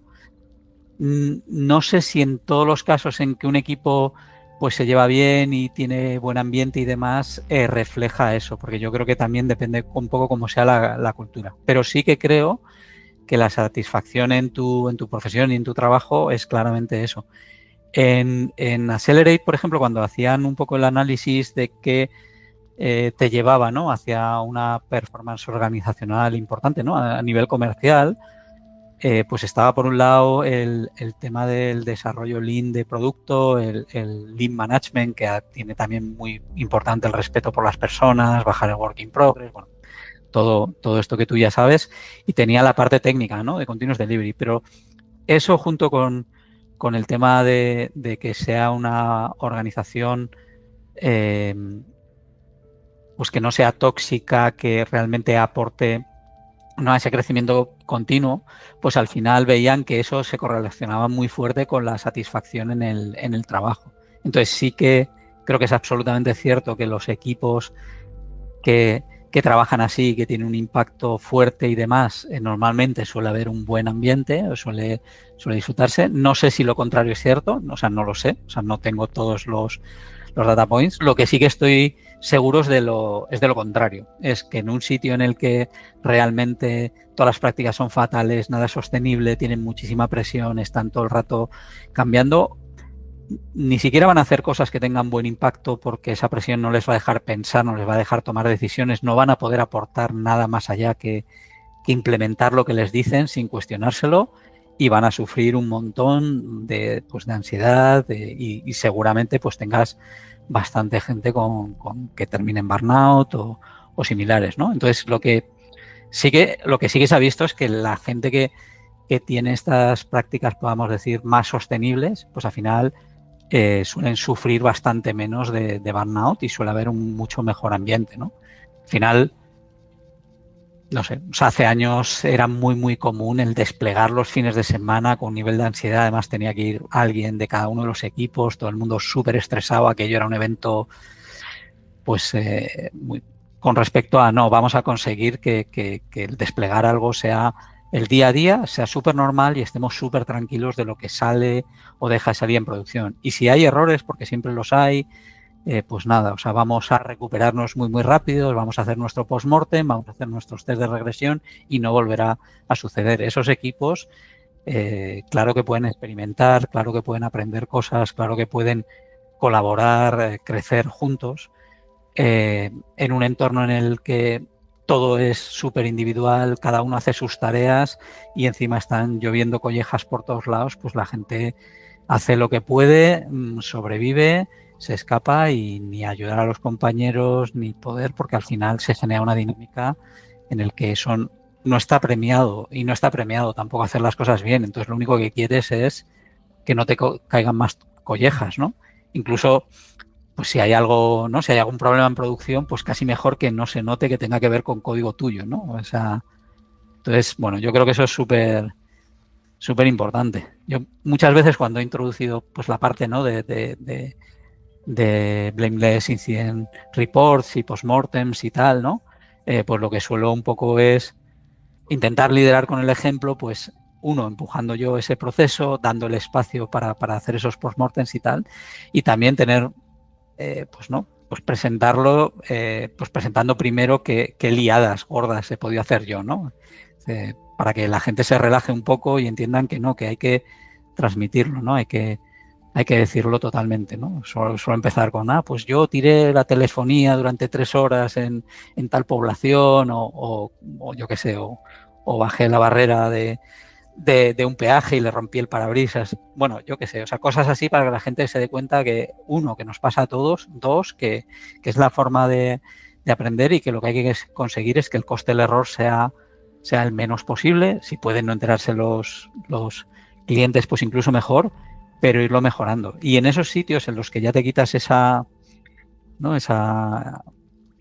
ese estrés de intentar esconder las cosas y se comparte, creo que las dinámicas que se generan son totalmente diferentes, ¿no? Bueno, suele estar ese tema de si cuando alguien viene con malas noticias, pues se machaca al mensajero o realmente se pone encima de la mesa y se trata de mejorar y se es transparente y decir, oye, y a veces simplemente la hemos liado, o sea, tenemos peores momentos y la hemos liado. Lo que hay que conseguir es que sea un sistema en el que liarla no sea un asunto súper tremebundo, sino que nos podamos recuperar pronto, que tenga el menor impacto y luego mejorar para que se sea así. En sitios donde se despliega una vez cada 6 meses, se junta una cantidad de riesgo brutal de todo lo nuevo. La gente ha trabajado de forma individual. Es que realmente nunca va a salir bien, o sea, es muy difícil que salga bien. Entonces todo el mundo va a estar intentando esconder, ¿no? Cualquier tipo de problema, no se va, ¿no? O sea, se generan unos incentivos que son justo lo contrario de aprender, de ponerlo encima de la mesa, de hacer testing, porque total, ¿para qué? O sea, no llego y además se va a juntar con lo que van a sacar otras tantas personas en 6 meses, ¿sabes? O sea, no tiene mucho sentido.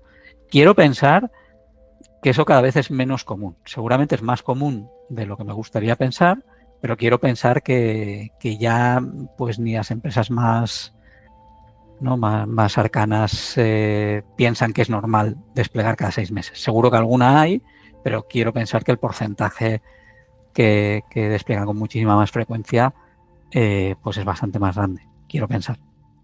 Pero bueno, soy un poco flipado y optimista también.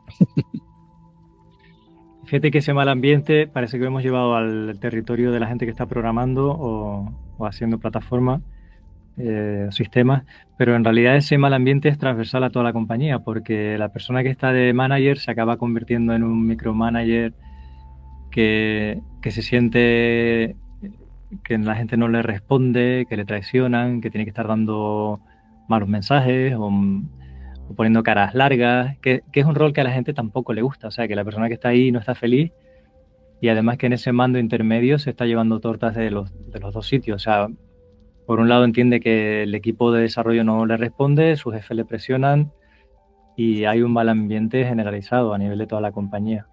Sí, es que eso, es que al final nunca, yo creo que no sale bien. Por eso las empresas que se centran tanto en lo individual y que realmente no colaboran y demás, para mí son sitios pues muy complicados y que además agotan y te pierdes muchísima energía, ¿no? La gente está más preocupado de quedar bien que realmente mandar los mensajes.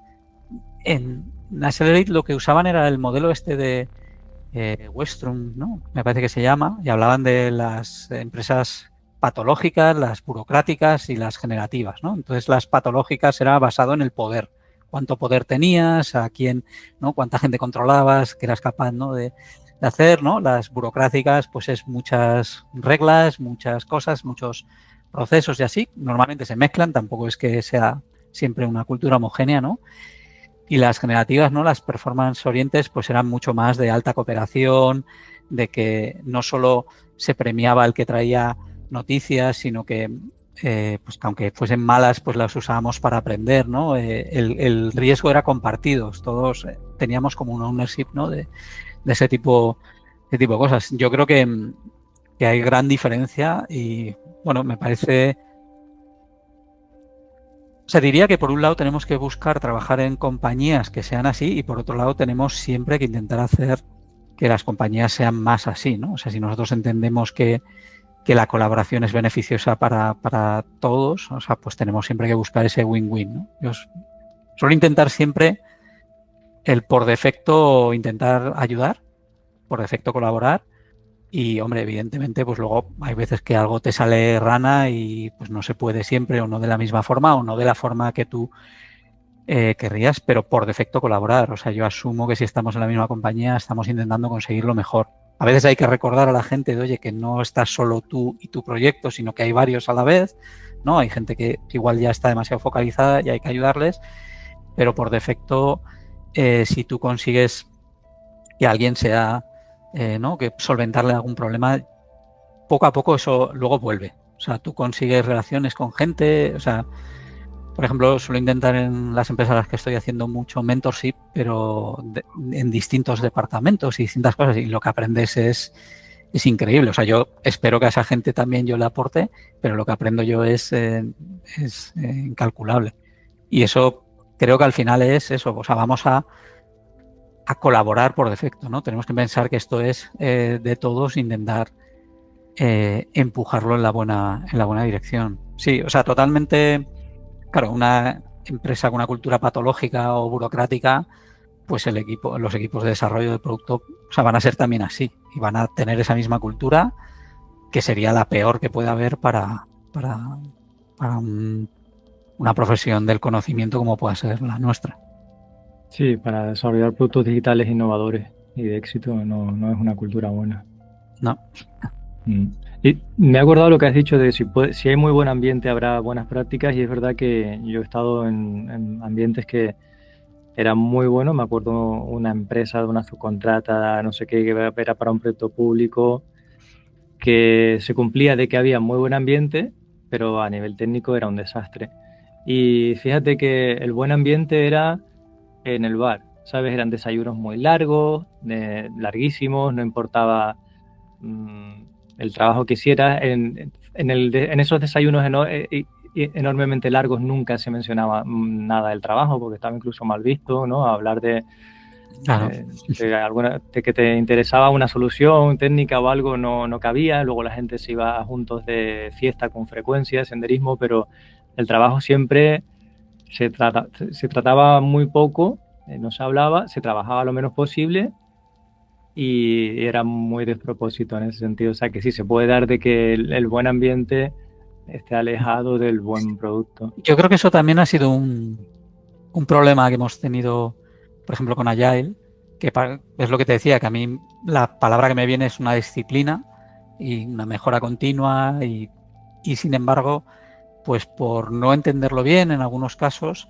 pues se ha generado una vertiente en la que parece que el único objetivo es que el equipo sea feliz. Entonces, bueno, para mí, si un equipo es de alto rendimiento, normalmente se consigue esa felicidad y además pues te puedes sentir orgulloso de lo que haces, pero hay gente, ¿no?, que lo ha desasociado, ¿no?, y se han convertido en estas retrospectivas en las que nos atacan los problemas, pero que sí que se hacen muchas dinámicas y que se pintan globos y dibujitos.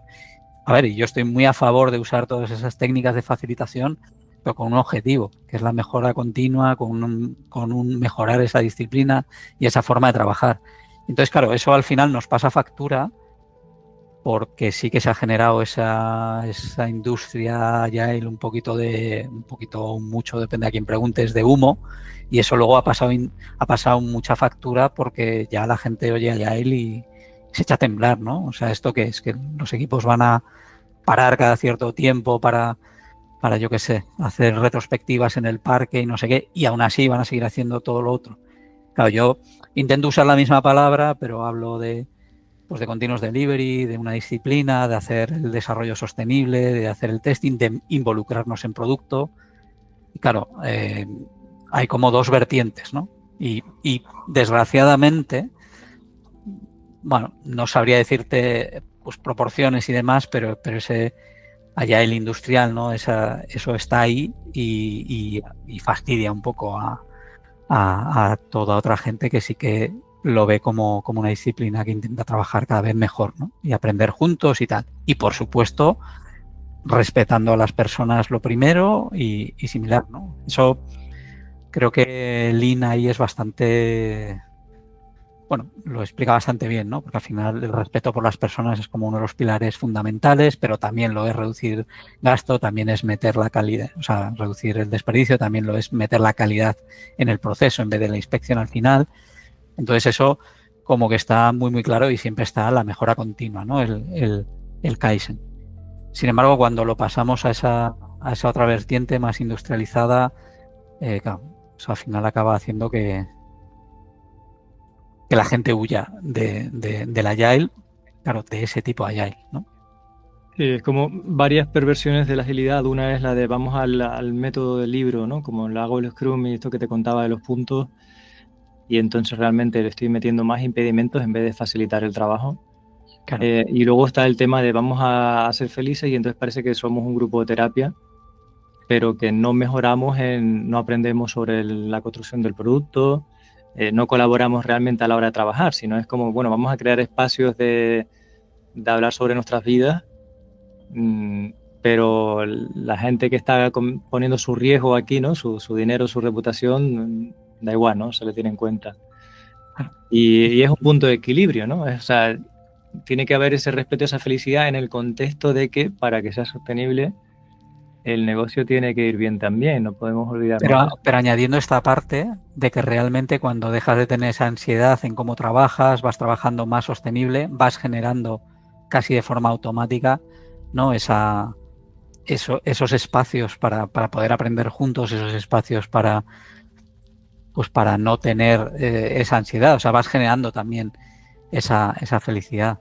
Yo ahí tengo una opinión un poco quizás controversial, que nadie me mate, porque a mí, por ejemplo, Scrum o una forma de Scrum, ¿no? Más el Scrum orgánico, ¿no? Como podría ser el de Meyer o Alan Cimento o similar, pues sí que me cuadra bastante, pero creo, o sea, al final han pasado 20 y pico años y realmente eso que era muy bueno para conseguir que empresas que estaban desplegando una vez cada 6 meses, cada 4 meses, conseguir pasar a cada 2 semanas, pues era un gran avance.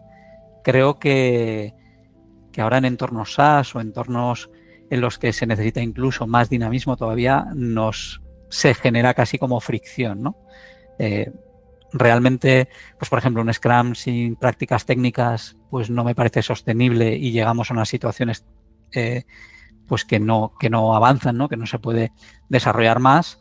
Entonces, pues bueno, la combinación pues puede ser buena, pero también sin el Scrum, ¿no? O sea, entiendo que es como una buena muleta para entrar al tema de agilidad, pero no es la agilidad, o sea, ni es el único método, ni muchísimo menos, ni para mí es incluso el mejor pensando en 2024.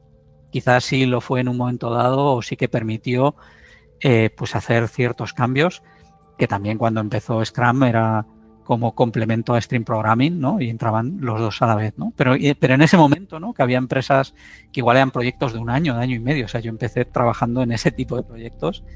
Tenía su sentido. Pero a día de hoy creo que casi puede llevar a ser una dificultad. y quizás un enfoque más tipo Kanban y Lean, en el que empiezas donde estás y vas mejorando continuamente, podrían llegar a ser más potentes, ¿no? Porque ahora es como que Scrum te mete esos ciclos, ¿no? de semanas y parece que es lo único. Esto puede ser un poco controversial, pero realmente, bueno, sin decir que sea malo para nada, sí que hay implementaciones malísimas y formas que dicen que hacen Scrum, pero para mí eso, o sea, no lo es, eso es una aberración, ¿no? Pero sí que es verdad que incluso haciéndolo bien, quizás es un pelín limitante o es un buen punto de entrada, pero no debería ser como el objetivo. Y en cualquier caso, agilidad va de adaptación continua, o sea que nunca puede haber algo objetivo y pararte ahí, ¿no? Entonces, incluso si llegases a una buena, ¿no? A un buen formato y que te funcionase, va de seguir adaptándote y seguir, ¿no? Avanzando y viendo qué de eso te vale y qué no. Sé que estoy pensando que no tengo ni idea qué título le vamos a poner a este episodio para que alguien vea el título y diga, ah, pues sí, me interesa escuchar este episodio. Lo dejo en tus manos. No se me ocurre nada tampoco. Pero es como, ¿sabes? Lo que tengas como el deseo de que la gente te escuche, se lea tus artículos y, bueno, y que veamos empresas donde la gente está más feliz, ¿sabes? Y el impacto, encontremos cuál es el propósito que tenemos en la industria y las personas que usan el software que estén felices, ¿no? Porque está cada vez más en nuestras vidas el software, ¿no? Ahora lo tenemos en los vehículos y cada vez que hay un bug así o ves malas prácticas reiteradamente en dispositivos que tienes que usar, pues ya no solo es frustrante, sino peligroso también. Y bueno, pues en nuestras manos está cambiar todo eso. Sí, al final, bueno, Ken Beck hablaba, ¿no? Como un cambio social y sobre todo un cambio para conseguir que los geeks, ¿no? Sufrieran menos. Y al final era esa colaboración real con el negocio, ese trabajar en pequeños pasos y demás. Y parece que años después no solo no hemos dado el cambio, o por lo menos no de forma masiva en todas las empresas, y que cuesta y que sigue costando un montón. Pero yo creo que el primer paso es ver el software como un medio y entender nuestra profesión como lo que es, ¿no? Que eso es una profesión del conocimiento y el cuello de botella normalmente es el aprendizaje, tanto de cómo haces software como del negocio que estás intentando, ¿no? Al que estás intentando ayudar a solventar problemas o similares. Pasa, los cambios sociales son complicados. Y de hecho Sí, suele sí, haber mutuamente. regresiones a la media e incluso momentos en los que parece que vamos un poco para atrás. Suele haber un poco de todo. Mm. Pues no sé si hay alguna cosa más que tú querías contar, Edu. No, darte las gracias porque hacía tiempo que no hablábamos y bueno, siempre viene bien hablar con un amigo. Sí, ha estado genial. Me gusta mucho escucharte.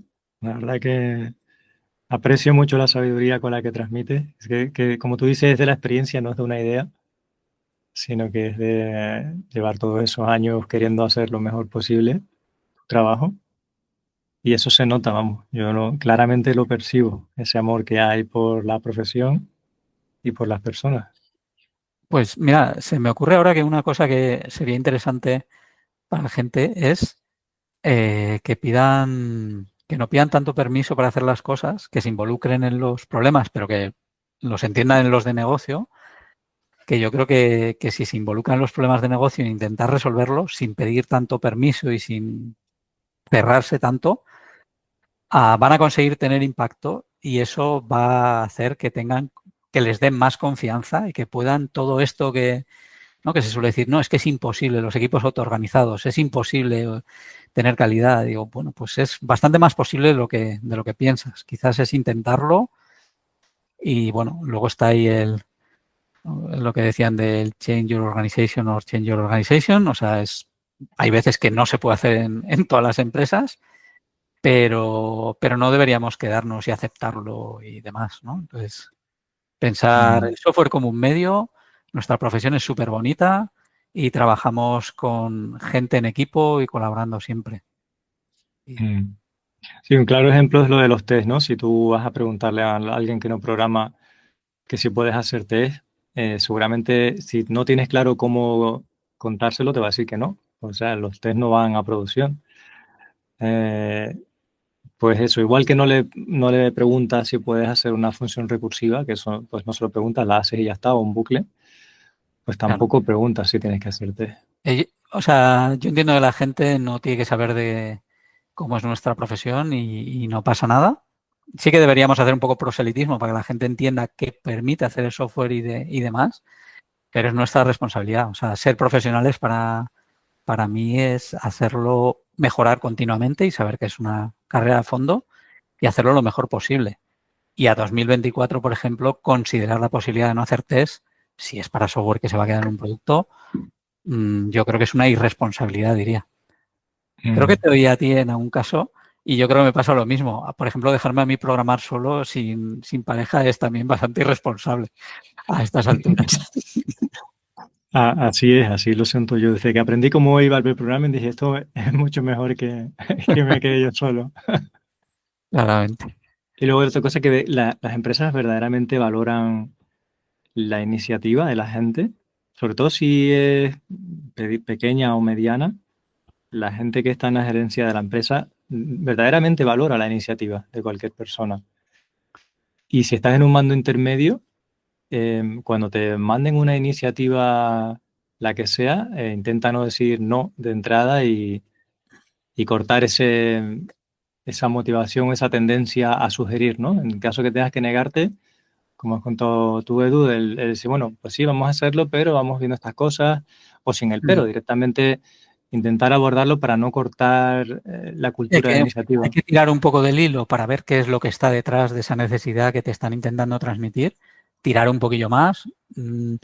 Yo veo bien también hacer un poco de challenge, o sea, si no son capaces de explicarte por qué, pues igual simplemente por preguntarles ya les hace reflexionar si realmente es algo que habría que hacer o no. Pero yo creo que también, o sea, es parte, no considero que sea algo fuera de nuestro trabajo el intentar entender los porqués, el para qué, para dar una mejor solución. Entonces, y por defecto, asumir que hay un motivo y que alguien lo está pensando con la mejor de las intenciones. Yo creo que pensar que hay buena intención por defecto creo que es importante, no ya solo en este caso, sino en general, ¿no? Pero cuando alguien de negocio te está pidiendo algo, pues lo que hay que intentar entender es, vale, ¿qué es lo que piensas que va a suceder cuando consigamos esto? Ah, pues va a pasar tata. Oye, ¿y se te ha ocurrido esta otra opción? ¿Se te ha ocurrido esta otra? ¿Crees que podríamos hacer? Oye, mira, vamos a hacer lo que tú me dices, pero ¿qué te parece si te presentamos esta versión intermedia antes y así podemos ajustar un poco, ¿no? O sea, creo que lo que no se puede es mandar mensajes de todo o nada o aceptarlo y comértelo como si hubiese bajado alguien ¿no? y te lo impone versus, bueno, pues el negar, ¿no? Y decir, no, pues eso no tiene sentido. No, hay una necesidad, alguien te lo está diciendo, él está intentando hacer su trabajo lo mejor posible y a ti te toca hacer tu trabajo lo mejor posible y tu trabajo lo mejor posible incluye intentar sacar qué necesidad hay detrás, intentar indagar un poquito más. Mm. Si puede ser como un equipo, pues mejor y habrá gente que tenga más sensibilidad al producto y gente que tenga un poco menos, pero como equipo intentar sacar esos porqués creo que es fundamental. Qué bueno, Edu, pues nada, no te quito la jornada laboral completa. Que muchas gracias por haber estado en el programa. Ha sido para mí fantástico. Placer también. Ha sido genial. Vamos hablando. LeanMind es la empresa que patrocina este podcast y también es la empresa en la que yo estoy orgulloso de trabajar. ¿Cómo podemos patrocinar el podcast? Pues porque afortunadamente tenemos unos clientes maravillosos. Trabajamos para empresas que tienen su propio departamento de desarrollo, personas que desarrollan su propio producto digital y que quieren subir de nivel. Nos llaman porque quieren subir la calidad del producto y a la vez capacitar a las personas e integrar parte de la cultura de ingeniería de XP, valores y principios en su día a día. Durante 6 meses o a veces un año o incluso más, varias personas de LeanMind se añaden a esos equipos de desarrollo para hacer un mix y que haya un intercambio. Trabajamos en su producto real, típicamente ayudándoles a recuperar el control del código legacy que se ha ido y no hay quien pueda, o para desarrollar también nuevas features con unos buenos estándares de calidad que hagan que ese código sea sostenible en el tiempo. En definitiva, quieren alcanzar objetivos de negocio diferenciadores y por eso nos llaman. Si trabajáis en desarrollo de producto, sois una empresa que cuida de las personas, que está buscando la mejora, que tiene retos a los que hacer frente, os va a encantar trabajar con LeanMind.